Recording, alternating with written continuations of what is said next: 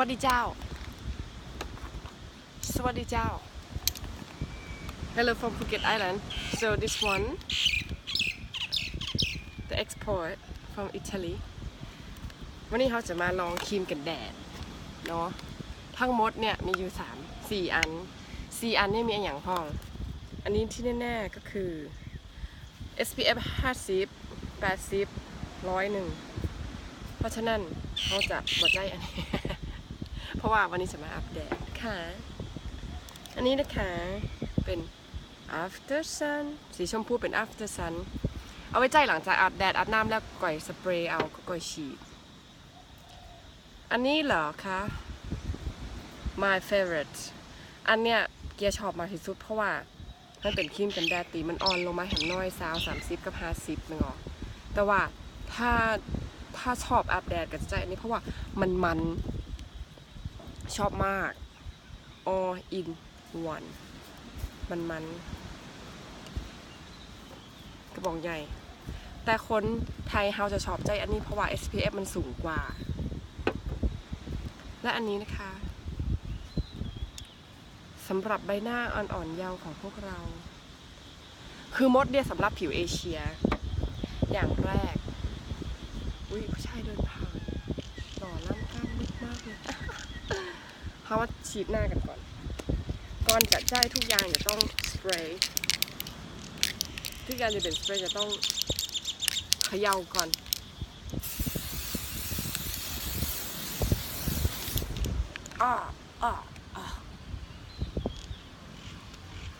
หน้าก็จะขาวว้ายอันนี้ไม่ได้แต่งหน้าเลยนะเจ้าเพราะว่าวันนี้เขามาคนเดียวผมไม่ได้มากับผู้บ่าว ผู้บ่าวมาหรอกผู้บ่าวทำงานเขาจะใจอันนี้วันนี้แต่งตัวมาทะเลก็ต้องแต่งตัวแบบนี้เขาเขย่ากระป๋องก่อนใจเหมือนเราเช็คอะชิคอันนี้เขาตาพอลมมันมาตั้งนี่เขาตาตั้งนี่ก่อน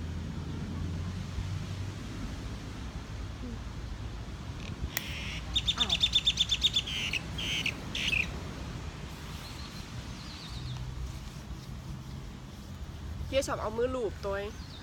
ถ้าอันนี้เราเกี่ยวกับเอามือลูบ SPF 20 30 และ 50 ค่ะอันนี้เปิดกระป๋องไม้เลยเมื่อกี้เลยเปิดอยากหน่อย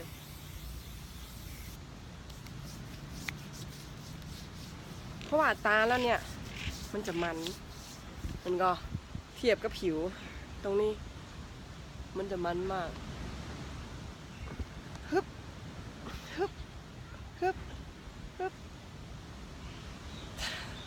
แต่ก่อนเล่นกล้ามแต่ก่อนเล่นแบบฟิตมากตอนนี้บอกฟิตแหละ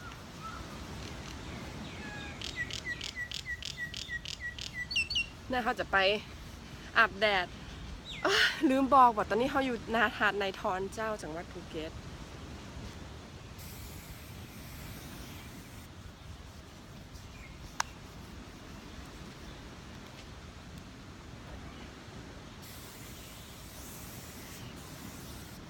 เหมือนพ่นสีรถยนต์เลย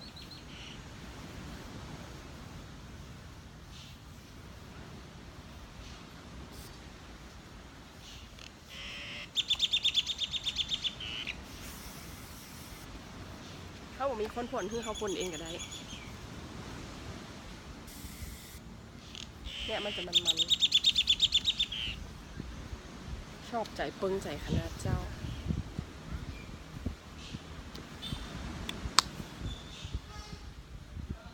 ฉีดก้นหรอหรือก้นดำ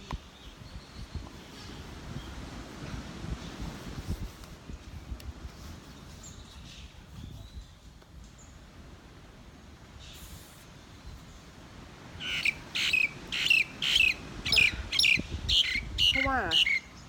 All in One Progressive SPF เขย่าขวดก่อนใช้ฉีดพ่นลงบนผิวหนังเพื่อบำรุงแสงแดดเพื่อบำรุงและปกป้องแสงแดดฉีดครั้งแรก SPF 20ฉีดพ่นครั้งที่2คือ SPF 30ถ้าฉีดครั้งที่3ก็คือ SPF 50เพราะฉะนั้นแล้วก็คือจะต้องก็คือมันทบไปอ่ะนี่นะคะ ผู้ผลิตคือประเทศอิตาลีนะคะแล้วก็นำเข้ามา ตอนนี้ขายในประเทศไทยแล้วคนติเวลาเขาไปทะเลเนี่ยฝรั่งจะมาถามเฮ้ยไปซื้อที่ไหนมีขายในประเทศไทยด้วยเหรอคนฝรั่งเนี่ยจะฮู้จักมากแต่ว่าซีขวดที่เขาโชว์เมื่อกี้เนี่ยเขาอยากสำหรับเอเชียนสกินมันจะเป็นไวท์เทนนิ่งเพราะว่าเอเชียนกับผิวฝรั่งเขามันบ่เหมือนกันเขาก็เลยอยากออกมาเฉพาะเอเชียนสกินแล้วก็มาขายในเอเชียเห็นอ่ะเอาอัน SPF ซาวกับป๊อกอะเขาจะได้ดำมันมากเลยอ่ะชอบอ่ะมันแบบเหมือนตาน้ำมันมะพร้าวอ่ะมันรสมากเลยนะคือ